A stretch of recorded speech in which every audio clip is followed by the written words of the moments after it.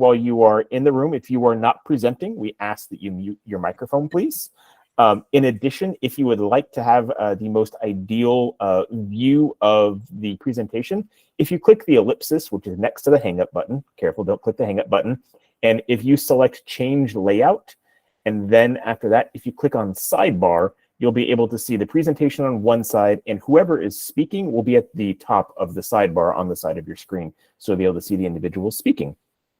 In addition, we will be putting some other directions for a survey in the chat as we go throughout this event. We would appreciate your time in responding to the survey to help us better perform some of these communities of practice.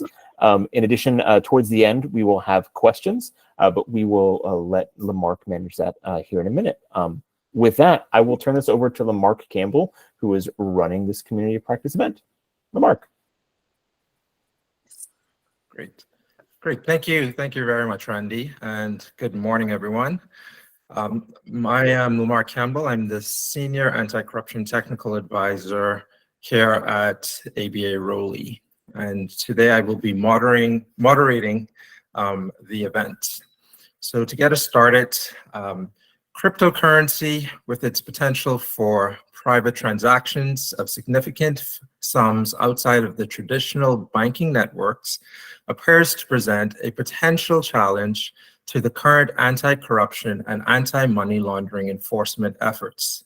Since its inception in 2008, cryptocurrency and blockchain technology has rapidly expanded both in adoption and complexity. Bitcoin is now a familiar term to most, but the realm of cryptocurrency now includes multiple types of blockchains, token types, financial services, non-fungible digital assets, and smart contracts.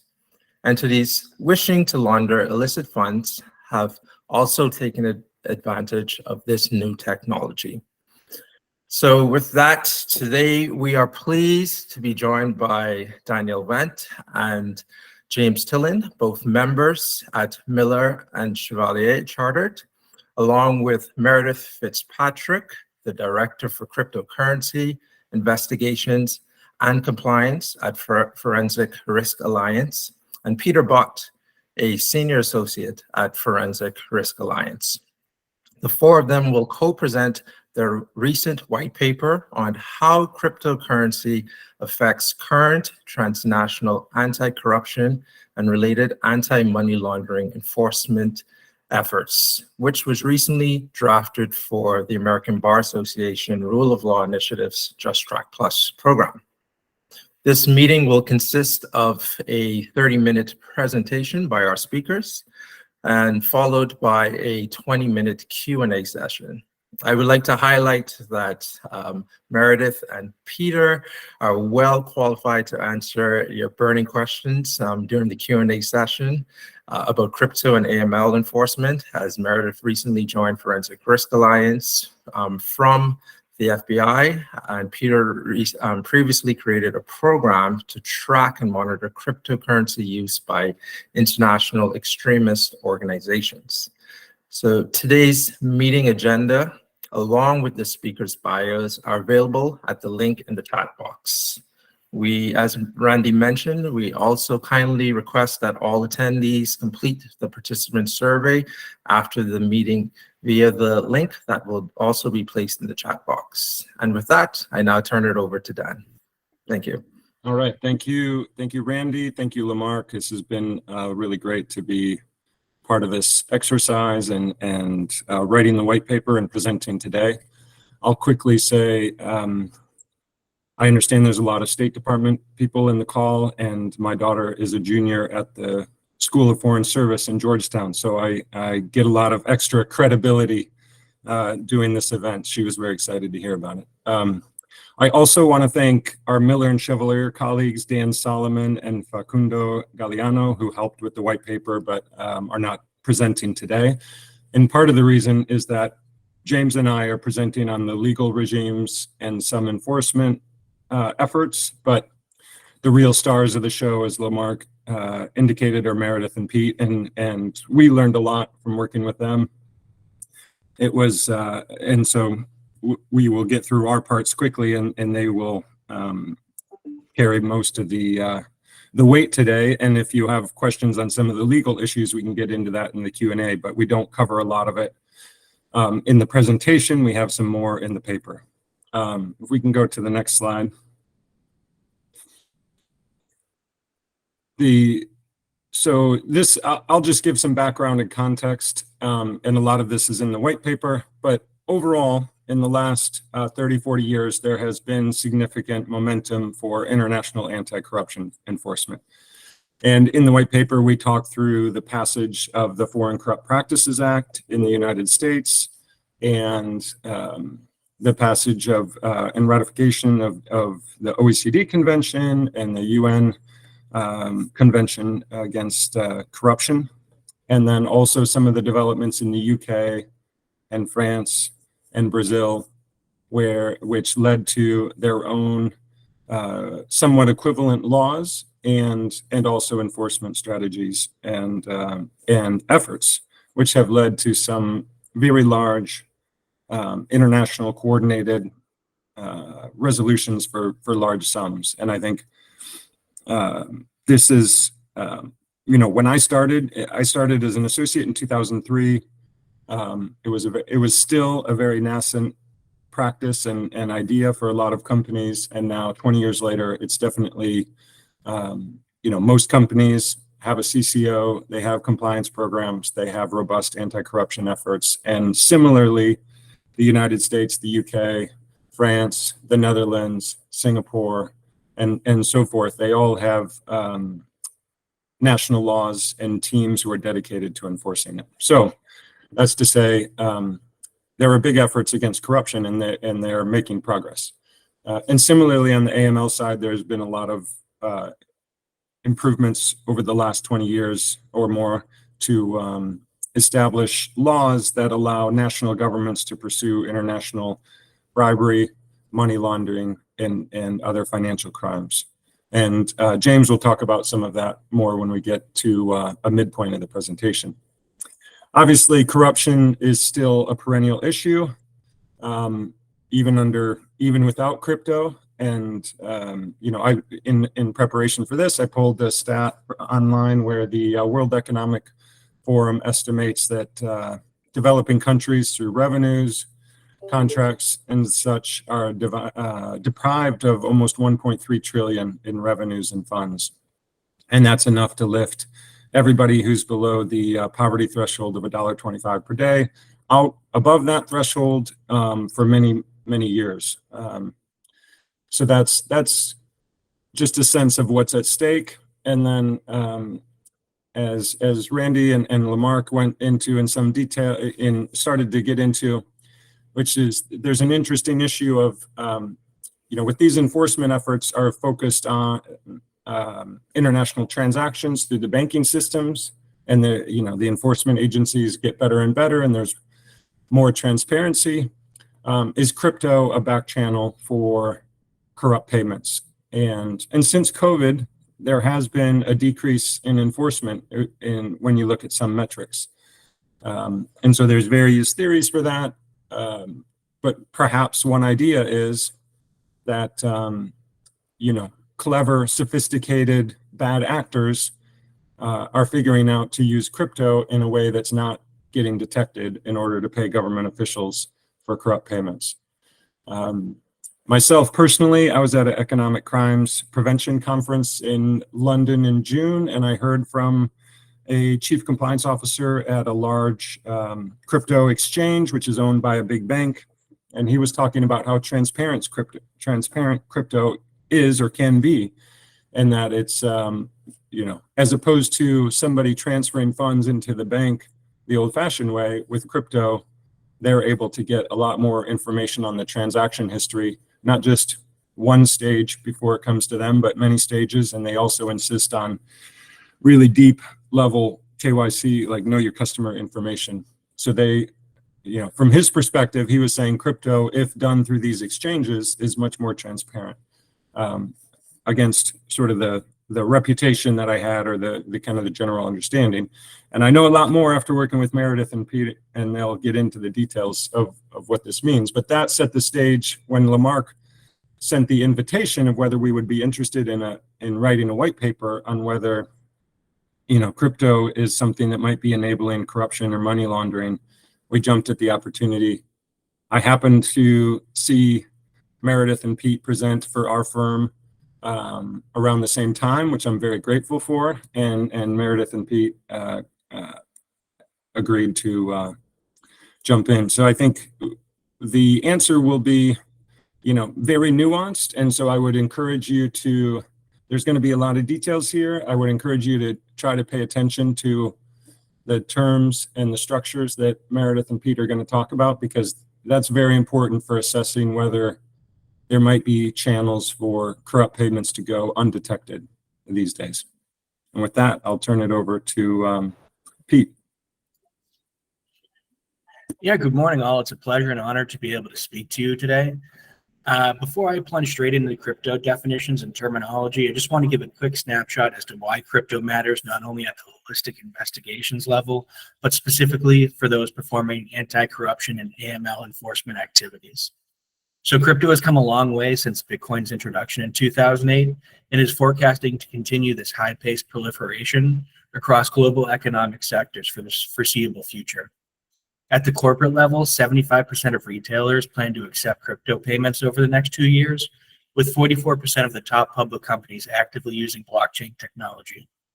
In the United States, approximately 21% of adults have used cryptocurrency at some point, as the global market cap has hit $1.25 trillion this year. At the governmental scale, we are seeing the same exploratory actions, with 130 countries experimenting with central bank digital currencies, or CBDCs. That's probably how you've heard it referenced, outside of 2 who have already accepted Bitcoin as legal tender. All of this positive crypto growth and experimentation does open up the door for the same growth and experimentation by illicit actors, particularly those involved with scams and hacks and similar issues. Cyber criminals have laundered $23.8 billion worth of crypto in 2022, with most laundering involving centralized exchanges. Crypto mixers processed about $7.8 billion in crypto, with nearly a quarter of those funds tied explicitly to illicit activity. A clear majority of all funds tied to illicit activity went to the same 5 centralized exchanges on the market. Outside of centralized exchanges, 2022 saw a gradual emergence of underground services, laundering $6 billion outside of the centralized exchange authority. Next slide. Oh, I'm sorry. Could you go to the previous slide? So next, I want to cover some of the foundational aspects to cryptocurrencies. First, starting off with the technology that allows crypto to exist, blockchain technology. Cryptocurrencies themselves are merely digital currencies operating off the backbone of a blockchain, which is a decentralized distributed public ledger system that facilitates secure, immutable transaction reporting. Unpacking some of the more important words in that definition, the blockchain is just a decentralized in that it has no single authority or entity that retains control of the system. It is distributed in the sense that it's a peer-to-peer network of computers, known as nodes, working in unison to validate transactions. The public ledger is simply a transparent database that records permanent and unalterable transaction details by solving complex cryptographic equations. Broken down even further, it can simply be thought of as computers competing against each other in return for fees to ensure a transaction is valid and no one can ever alter it. Cryptocurrencies are sent and received to and from crypto addresses. These addresses are generated by wallets, which I'll touch on further, and can be simply thought of as a bank identifier, like an account number, representing the source and destination details in a transaction. Wallets themselves are merely hardware or software administering a user's address. There are a variety of wallet types that simply refer to the properties of the wallet themselves. Hot wallets are software connected to the internet, typically found on a phone or computer. Conversely, cold wallets are internet disconnected and typically look like a USB stick or sometimes an external hard drive. All wallets have private keys that kind of act like a password to access the wallet. Only with a private key can you send and retrieve crypto, create new addresses, and generally control the wallet. If a private key is not controlled by the user, in the case of exchange and similar wallets, this is referred to as a custodial wallet, as in someone else has custody of the private keys.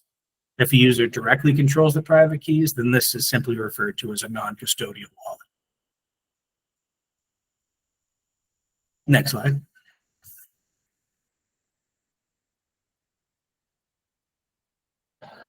So in reference to blockchain technology, there is not one unilateral blockchain. Hundreds exist, but the most prevalent are Bitcoin blockchain and Ethereum blockchain. The Ethereum blockchain represents a turning point in crypto innovation, offering a variety of new functionalities not readily available on the Bitcoin blockchain. The Ethereum blockchain facilitates the creation of unlimited tokens like ERC20 tokens mentioned by Lemarque. These can be thought of as other currencies tradable on the Ethereum blockchain. Now, people often use the term Ethereum interchangeably for the blockchain and the currency itself, which is not entirely correct. Ethereum is the name of the blockchain, while the native currency of Ethereum is simply Ether. Just a small definitional note, but will be important when analyzing transactions and generally conducting investigations. Now, the creation of these aforementioned tokens is made possible through the development of smart contract technology. These are merely self-executing programs on the blockchain that follow the contract's parameters. Once created, these smart contracts have no point of authority exercising unilateral control and can be likened to the concept of a software program. As cryptocurrencies are powered through blockchain technology, the concept of decentralized finance, or DeFi, is powered through smart contracts. DeFi ushered in a new age of crypto services, such as decentralized loaning, lending, trading, and purchasing services. Unlike these same services offered on centralized exchanges like your Coinbase and Binance, there is no corresponding corporate structure around DeFi, therefore no corresponding owner. One stark difference between DeFi and centralized exchanges is DeFi only facilitates crypto-to-crypto transaction, as there are no fiat currency entry or exit points from the crypto ecosystem.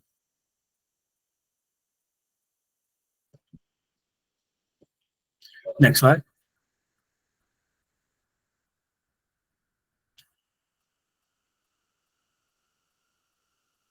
Now, finally, I want to touch on some of the infrastructural entities that exist in the crypto world.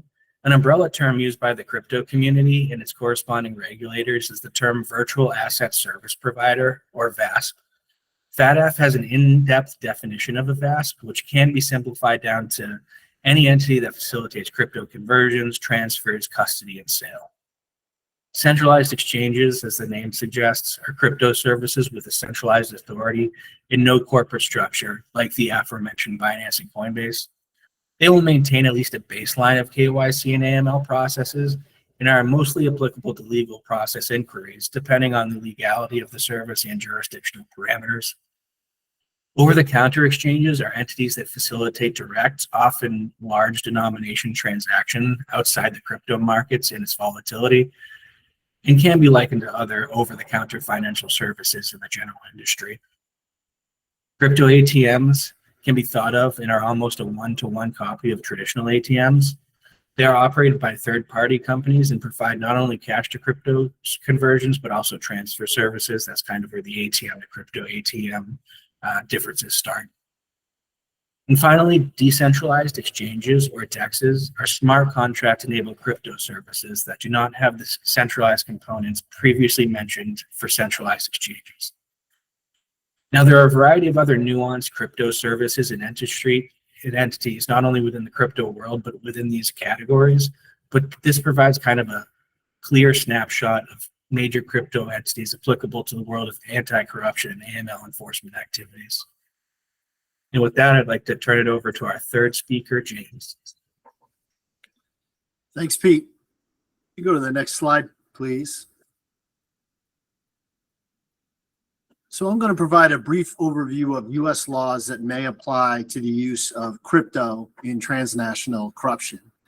As Dan mentioned at the beginning, there are global anti-corruption laws that exist and cover bribery using crypto. And with respect to the U.S., And focusing on transnational corruption, the primary U.S. law is the FCPA, the Foreign Corrupt Practices Act, which has been actively enforced for years, although cases involving crypto are rare. The anti-bribery provisions cover a promise, offer, or payment of, quote, anything of value to a foreign official. And that anything of value language is clearly broad enough to cover crypto and not just fiat currency. And notably, the primary domestic bribery law for public corruption, 18 U.S.C. 201, also uses the term anything of value. The FCPA also covers indirect payments, for example, payments through third parties, distributors, agents, shell companies, and that may also be relevant to corruption involving crypto because of can reach blockchain transactions and the multiple levels that might be between the payor and the recipient. Also relevant are the accounting provisions, which are on the right-hand side. And the accounting provisions of the FCPA apply only to issuers, that is, U.S. and foreign companies that are listed on public stock exchanges. And the accounting provisions require those companies to have accurate books and records and systems of internal accounting controls. And so public companies that engage in crypto transactions would have to properly record such transactions in sufficient detail and subject to internal approvals or face potential liability under the accounting provisions of the FCPA. If you go to the next slide, please. Turning to U.S. money laundering laws, they're similar to the FCPA in that they currently are broad enough to capture transactions involving crypto. On the left-hand side is the Money Laundering Control Act, which criminalizes money laundering and has several different provisions. The first one, the basic money laundering provision, makes it an offense to conduct a financial transaction involving the proceeds of specified unlawful activity with the intent to conceal the source of those funds or to promote another criminal act. And the list of crimes that are considered specified unlawful activity is very long and includes corruption offenses such as the FCPA. So, which is why many FCPA cases have a Money Laundering Control Act component. In fact, prosecutions of foreign officials who receive bribes often involve money laundering charges because the FCPA doesn't cover recipients of bribes. It only covers payors. Now, looking at that language of the basic money laundering provision, an initial question is whether transactions involving crypto are considered financial transactions. And in 2014, one defendant, Ross Ulbricht, the creator of Silk Road, the darknet market website, challenged his money laundering charges by arguing the Bitcoin was not a monetary instrument, and therefore the transactions with Bitcoin weren't financial transactions. Now, the statute in describing financial transaction also refers to funds or monetary instruments. And so the judge in that case determined that funds was broad enough to cover Bitcoin, and therefore transactions with Bitcoins were financial transactions. And so that's also then relevant for the next provision, international money laundering, which includes moving money or funds into and out of the United States to further a specified unlawful activity or to disguise the source or evading reporting. And then the last provision, what I call the bank deposit provision, is 1957 of the Money Laundering Control Act. And that prohibits conducting or attempting a transaction with a financial institution while knowing that the property was derived from a specified unlawful activity. Now, the definition of financial institution there, the Money Laundering Control Act, refers to how that term is defined in the Bank Secrecy Act. So that's a nice transition to the right side of the slide. And the Bank Secrecy Act is focused on helping the U.S. government prevent and detect money laundering because it requires financial institutions to have keep certain records, report certain transactions, and also maintain an anti-money laundering compliance program. And in defining financial institutions, let me back up. The Financial Crimes Enforcement Network, FinCEN, which is part of the U.S. Treasury, is tasked with issuing regulations under the Bank Secrecy Act. And they've come out with guidance that money services businesses, which are a type of financial institution, includes entities that accept or transmit or buy or sell convertible virtual currency, so crypto. Thus, such entities are subject to some of these record keeping and suspicious activity reporting requirements of the Bank Secrecy Act. And it also means that that bank deposit provision from the Money Laundering Control Act could cover transactions with those money services business. And there's also a related law, 18 U.S.C. 1960, that is relevant because that criminalizes operating an unlicensed money transmitting business, which is a similar concept to money services businesses, so that dealers in virtual currency that don't register as a money transmitting business can be found to have violated that criminal law. So this is just a brief introduction of relevant U.S. laws, and there are many others such as wire fraud or OFAC regulations, CFTC regulations, SEC, IRS. And so I'm going to turn to Meredith now, and she's going to provide some examples where the FCPA, the Money Laundering Control Act, and some of these other laws were applied to crypto activities, as well as some proposed legislation that would further aid in combating the use of crypto for illegal purposes. So Meredith, take it away. All right. Thank you, James. So yes, now we're going to put the two together. So given all of the tools we have as the U.S. government to combat corruption payments and money laundering, what enforcement actions have we seen involving crypto, and how is crypto going to impact the future of combating corruption and combating money laundering? So there have been some pretty notable anti-corruption and AML enforcements in recent years. I'm actually going to start with FTX. I'm not going to go into a huge amount of detail with FTX. It's been all over the news, and it's been written about it by almost every major news media outlet. But what's really interesting about this is this was really the first time that we saw crypto specifically being used to pay a bribe to a foreign government. So as we well know at this point, FTX and SBF, the founder, they faced an 8-count indictment with wide-ranging charges, mainly around misappropriation. And then I believe it was in 2021, they had a huge, Alameda Research, their sister company, had a huge amount of crypto frozen by the Chinese authorities as it related to an investigation. SBF tried numerous ways to get that money unfrozen, and he paid a bribe allegedly paid a bribe to the Chinese government. He transferred a huge amount of crypto, and then lo and behold, his account was unfrozen. So that's the first major one when it comes to anti-bribery and corruption. We've seen a number of other enforcement actions as it relates to anti-money laundering. So NY Safra Bank, that was the first order by the OCC as it related to crypto. So they said that when Safra onboarded some customers that ran cryptocurrency businesses, whether it be ATMs, cryptocurrency exchanges, or other entities within the cryptocurrency realm, that they failed to also beef up their BSA and AML risk controls when they were onboarding these riskier customers. Another one, BitLazo. When I was an FBI agent, we used to joke that all roads would lead to BitLazo.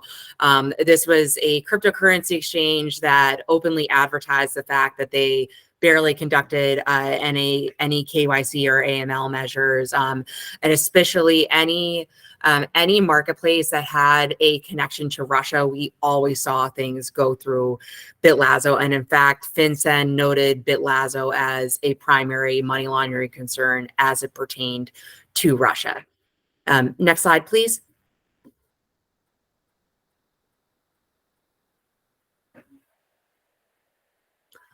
So in April 2023, so quite recently, the DOJ announced a double indictment against a North Korean foreign trade bank representative, Sin Hyun Sop, and I apologize, I probably massively butchered the pronunciation of that name. So this was a really interesting one because it hits on two of the major ways that the North Korean regime is using crypto to funnel money back to DPRK for their nuclear weapons program.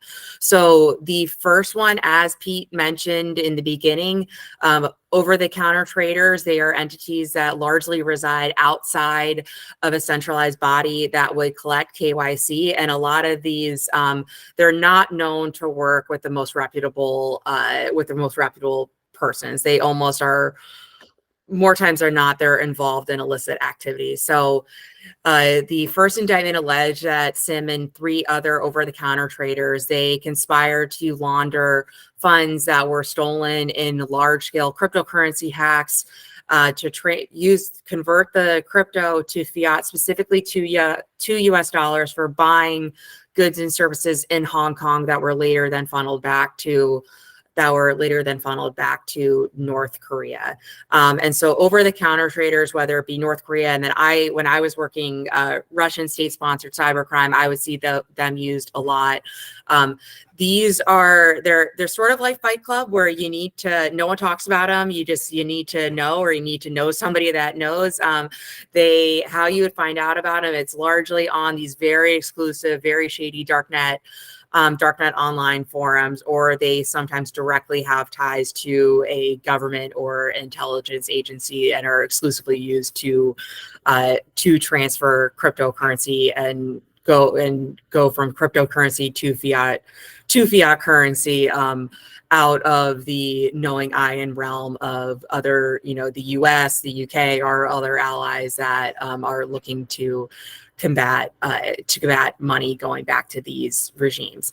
The second one involves the North Korean IT workers scheme. So I conducted a number of these victim notifications when I was at the FBI, almost 99 times out of 100, when I would conduct one of these victim notifications, the person that was receiving it and being told that this online worker that you've been employing is actually a North Korean, or is actually somebody in China that is funneling money back to North Korea, they would usually completely shock these people. They're very good at covering their foot tracks and building up that legend of who they are purporting to be online. The scheme works like this, where workers either inside of North Korea or in other countries or surrounding, they build up an online persona and apply for remote work, sometimes within cryptocurrency, sometimes just as a freelance, software engineer or IT staff or IT security staff. They will then ask to be paid in crypto, or they'll be paid in traditional fiat currency, and it'll be sent to a bank account in China or Southeast Asia, and then the conversion happens thereafter. But they'll be asked to be paid in crypto, and then they'll work with either peer-to-peer or over-the-counter traders to then move that money back to North Korea. And so that was the second count. The second indictment against him is that he conspired with these remote IT workers to funnel the money in crypto back to North Korea. The second one I want to highlight is the May 2020 sanctioning of the mixer of Blender.io, Blender.io, that in the sanctioning, in the statement, OFAC specifically cited DPRK's use of, and Lazarus specifically, for using Blender.io to launder funds that were stolen from cryptocurrency exchanges, or stolen in crypto-related hacks to use to obfuscate the destination of the funds. And then the third one is the August 2022 OFAC sanctioning of the famous now at this point mixer Tornado Cash. This one caused quite a stir within the cryptocurrency community, as in it was the very first time that OFAC expanded the definition. There's a lot of opinions of whether or not they were justified on this, but they sanctioned a smart contract that had never been done before. So meaning that some of the addresses that were put on the sanctions list associated with Tornado Cash, these were cryptocurrency addresses that were used by the individuals running Tornado Cash, or that were financially benefiting from Tornado Cash, or by whether it be Russian, North Korean, Iranian, other state-sponsored actors that were using Tornado Cash to launder funds and evade sanctions. This is a smart contract this is a Ethereum address that is associated with the Tornado smart contract that lives on the Ethereum blockchain. So this is not, these addresses are not associated with a centralized entity. So anytime now that if they're getting money, if money is coming into the exchange and now it has any relation or any time went through Tornado Cash, those funds are technically sanctioned and they cannot be brought into the exchange. And then I believe there's one more bullet that was supposed to pop up on this slide if we hit. Yes, there we are. And so in August 2023, DOJ also indicted the 3 founders of Tornado Cash. So Roman Storm, he's Russian, but he's in the United States. And the another one, it was not named in the indictment. And then the third, Roman Semenov, he remains at large, largely believed to be in Russia. So what is alleged in the indictment is that they knew that it was North Korean money that was coming in, and they were still, so Tornado Cash, when you send money through, you are being paid, you're paying a hefty fee. So the folks that are running Tornado Cash, so the 3 that were featured in the indictment, they financially benefited from all the dark money that was coming into Tornado Cash. So a big legal question that is going to be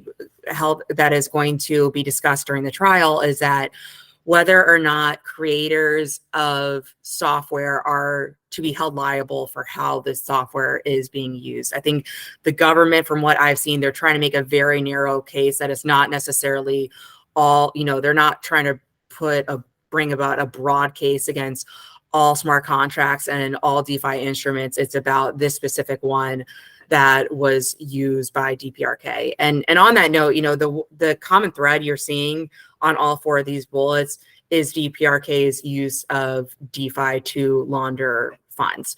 And so this one, as we're going to see in the next slide, this was a catalyst for some of the more recent legislation that is being proposed in the United States. So yes. So in July 2023, a bipartisan group of senators proposed the CANSI Act. And as I just mentioned, DPRK's use of DeFi was the catalyst for this. And so what this legislation proposes, it wants DeFi services to meet the same AML and sanction compliance standards that traditional fiat institutions are responsible for. A debate that is probably going to come about is how a smart contract would collect this information and who would be the custodian of this information, since DeFi and smart contracts by their nature, they are decentralized. The second one is the Digital Asset Money Laundering Act that was proposed by Senator Warren in December 2022, and it was reintroduced in May 2023. When she reintroduced this in 2023, I mentioned this in the white paper, there's a really interesting investigative report that was put out by Elliptic, which is a blockchain intelligence firm. And in their investigative report, they note that sellers of fentanyl, either fentanyl itself or precursor ingredients to fentanyl that were being sold by entities located in China, being sent over to Mexico, that it was then being processed in Mexico and then intended for the US market, that these Chinese entities that were selling it were accepting crypto as payments. And in April 2023, OFAC sanctioned some of these Chinese fentanyl producers, and cryptocurrency addresses were included in the identifiers for these entities. Next slide, please. So what does all of this mean? combating ABC and AML with crypto. So is this, does this spell doomsday? Does this say that it's all of a sudden going to be much easier for entities looking to pay bribes or launder money to use crypto? And there's all of a sudden there's going to be this hole that the U.S. government that we're not seeing. Generally, no. The most average user, how they're getting their hands on crypto is by going through a major exchange that collects robust KYC, information. Generally speaking, traditional offshore accounts in jurisdictions with low transparency is still easier and is still presents more complicated investigative hurdles for the U.S. government. When I was an FBI agent, that was when I would reach the biggest roadblocks in my investigations. It was not with cryptocurrency. Sophisticated means do exist, as I just explained. Sophisticated for somebody that is motivated and has the skills to do so, and they want to combine over-the-counter traders, cryptocurrency mixers, DeFi, privacy coins, and use all that in unison. Can they use crypto to live outside of the traditional financial institutions and outside of the eyes of even a sophisticated investigator? Absolutely, but that takes a lot of talent and a lot of effort. Similarly, there have been some very high-profile seizures by the U.S. government when it comes to cryptocurrency. So the Colonial Pipeline attack, which all of us, I'm sure, know very well from the large gas pump lines that happened at the time. DOJ very shortly after seized a large amount of cryptocurrency that was believed to be part of the payment. There was in November 2021. At the time, it was the largest seizure of crypto ever in the U.S. government related to Silk Road money that was stolen from the Silk Road marketplace. And then shortly thereafter, in February 2022, the U.S. government seized $3.6 billion in crypto related to the hack of the crypto exchange Bitfinex. The one caveat I'm going to say with this is that in order for the U.S. government to seize funds, the funds need to be in a custodial cryptocurrency exchange. So a Coinbase or a Binance or a Kraken or a cryptocurrency exchange that has your keys. If a bad actor transfers cryptocurrency to a privately held wallet, so where they hold their own crypto keys, there is not a ton that the U.S. government can do without getting the keys through another means. So in the Bitfinex hack, some of the funds were located in privately held wallets. So the U.S. government, through a search warrant of some of the computer systems used by these subjects, they received copies of a server and email accounts pursuant to a search warrant, and through their authorized search, they found the keys to certain cryptocurrency wallets that held some of those stolen funds. If a bad actor transfers cryptocurrency funds to a wallet where a privately held wallet and the government didn't find the keys through either a custodial or non-custodial interview or a search warrant, those wallets can still be sanctioned by OFAC. That is a tool that we did use pretty aggressively when I was at the FBI. And so that, you're not able to seize the funds. However, it does, by sanctioning those wallet addresses, it does severely limit the means through which an actor can cash out or go from crypto to fiat.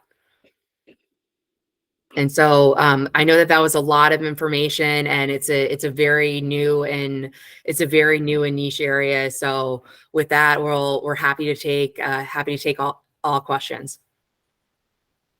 Oh, sorry. I guess these last two ones. The purpose of this was I verbally described them, but this is just to visually show how traditionally the traditional use of how people use crypto is fairly straightforward versus if you have a sophisticated actor, it can be quite complicated. So apologies, I forgot about those two. Thank you so much, Meredith, and also thank you, Dan, Pete, and James for the very insightful presentation. So now we turn to the Q&A session. For any questions, please use the raised hand feature, or please post any questions in the chat box, and we can begin. Yes, we have the first question. I'll pass it on to, yes, Justina. Hi, thank you so much. This was fascinating for me, who's not a crypto expert. I work at the Century, an organization that follows corruption. So we dip our toes into crypto, but certainly aren't experts on this. You mentioned in the beginning that the BSA does cover a lot of crypto transactions, but then you also mentioned the two pieces of legislation that are being introduced. Could you just elaborate on maybe some of the gaps in the current regime that the new proposed legislation would fill?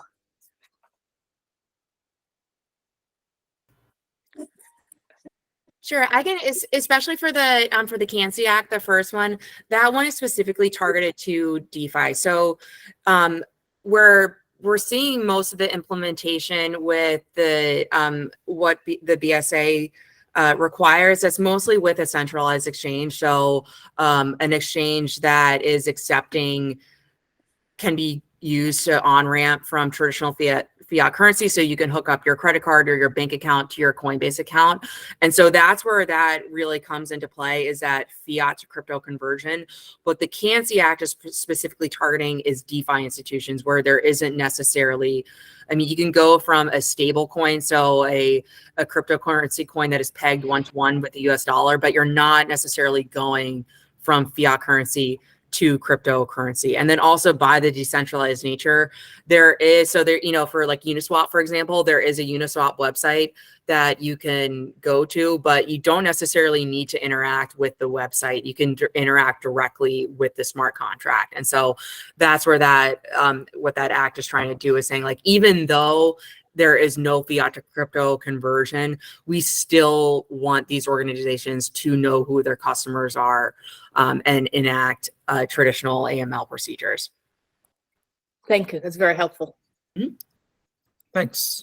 And so now we will go to the questions we have in the chat box, then we'll go after that to the raised hand feature. So I think you can, probably Meredith or Pete, you can answer both of these questions together. The first one is, what's the difference between a virtual asset service provider and centralized exchange? And then connected with that is, what advice, or I guess warning, would you give to countries who are still not accepting or legalizing crypto or virtual asset service providers?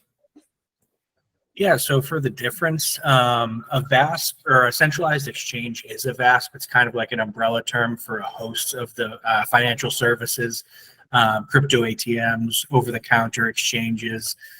So it's like I guess an analogy would be a centralized exchange is a square, but all VASPs is a rectangle. You know, it kind of works backwards that way. So it's kind of an umbrella term that's kind of used colloquially to describe a whole host of financial services in the crypto environment. Yeah, and then I'll take a stab at the second one. I think my advice would be that even though you're not legalizing it, it is probably happening. So if you're not creating a means through which that people can, in a safe, law-abiding way, access the cryptocurrency ecosystem, they are going to be forced to some of the shadier, smaller exchanges or peer-to-peer brokers that enable a lot of illicit activity to come through the system. And I would say, from a legal perspective, if you have a prohibition, then perhaps you have some laws that counteract that, but then you're less likely to have laws that get to the really difficult transactions that you want to stop in particular. So if you're not acknowledging that those exist, then you're probably not going to have a legal regime that is designed to identify the crypto transactions that are actually problematic. Well said. Thank you. And we have a raised hand from Luis. Please ask your question. Hi, everyone. This is Luis Sierra from State Department INL Mexico.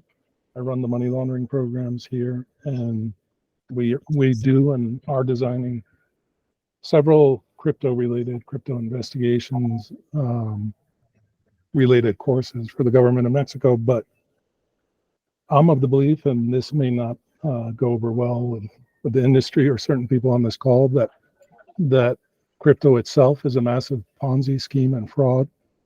I don't believe it's the future of currency. I believe there's big cryptocurrencies committing a massive fraud against millions and millions of people worldwide. And then within that, there's all the bad actors doing money laundering. Money laundering and other illicit activity, pedophilia, purchasing and moving weapons, etc., precursors. It's a perfect environment for a lot of these criminal organizations to conduct their illicit activities. So whenever we're discussing this or with our counterparts, and I emphasize that I don't think crypto nor blockchain is the future of currency or will be a long-lasting, viable financial infrastructure or banking system. I think it'll collapse. That's just me.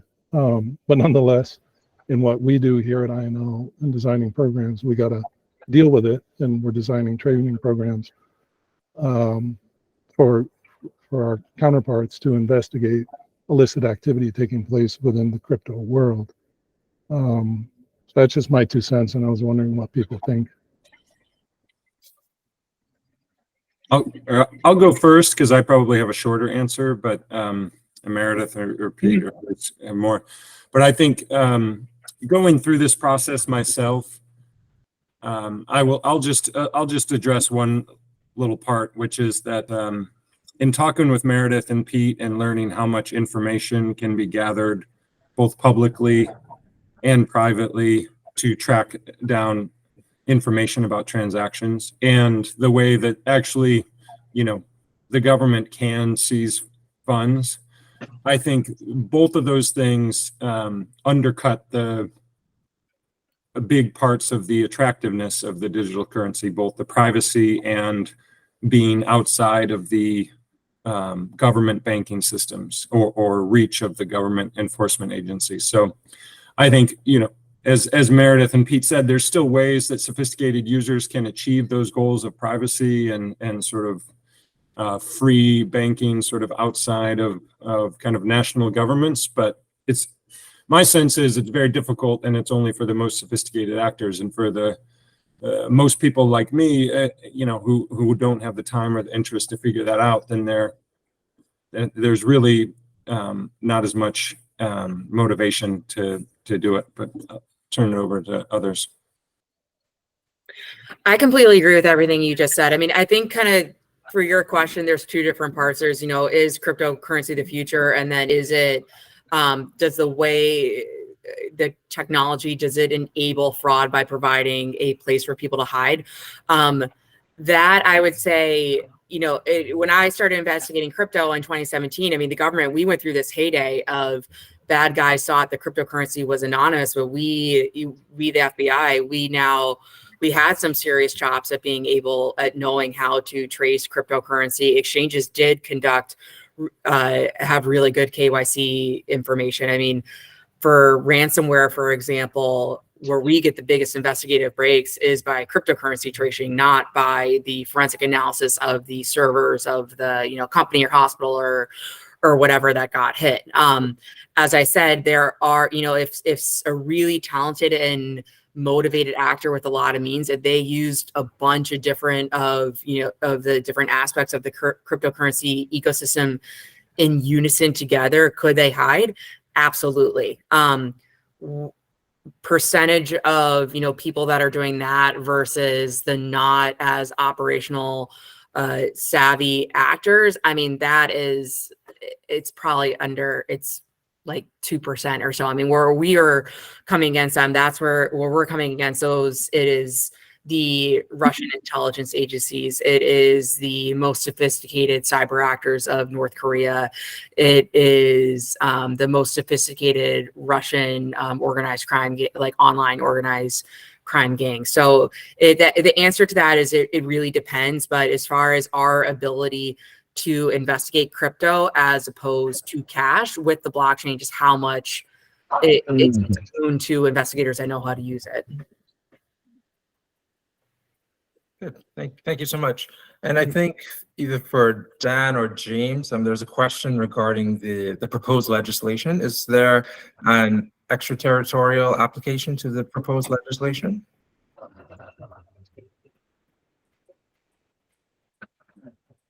James, can you cover that? Which I'm looking. Actually, I think Meredith, I might have to ask you, have studied the CAN-C Act a bit more. Mhm. Whether, I mean, I guess in some ways it has to, given the structure of DeFi. Mm-hmm. Yeah, I would say so. My most honest answer is that I did not see explicitly extraterritorial provisions in it. However, just the way, if you're going to compare how KYC and AML is implemented in traditional fiat institutions that have branches overseas, and compare that to crypto, and especially crypto with its borderless nature, I have to imagine it's going to. Thank you, Meredith. Mhm. And I will turn it to Vincent from Transparency International. Yeah, hi, thank you very much. First of all, thank you for the great presentation. I'm aware of time, so I'll go straight to the question. I'm interested in the Tornado Cash case. And as you were saying, they were the US government is bringing a case against the kind of the software architects of Tornado Cash itself. And I was asking how they're actually going about this. So I guess it comes to the question as how were they being paid for the use of that DeFi protocol? So were they being paid for the servers that were being used to do the exchanges? Was it just a transaction fee? Because I think that will have kind of wider implications as to who is the beneficiary of a DeFi protocol. So it's a transaction fee. So if you think about, if you're going to use a mixer, think about like imagine a really high credit card fee. So that's mixers like Tornado Cash, they are charging a premium because usually users, when they're the money that's going through Tornado Cash, especially like, so say a DPR Lazarus Group or another DPRK actor, when they conduct, a multi-million-dollar heist, it's really hard to, with the transparency of the blockchain, it's hard to launder that amount of money. And so they it's not uncommon for people to be losing up to, 25% of the money they're trying to put through a mixer to fees. If you read the indictment for that case, or not necessarily that when OFAC sanctioned it, but the indictments against the actual software developers, the indictment is actually very clever where they're not necessarily focusing on the smart contract itself. They're focusing on the UI. And so, you're separating, could somebody directly interact with a smart contract? Yes, but most people interact with it through the UI. And that's where they're saying that the operators of that had control over the code base of the UI. And that's how they would have been able to stop certain users from using Tornado Cash. All right, and thank you. And I guess with that, we will have to wrap up as we are at the end of today's meeting.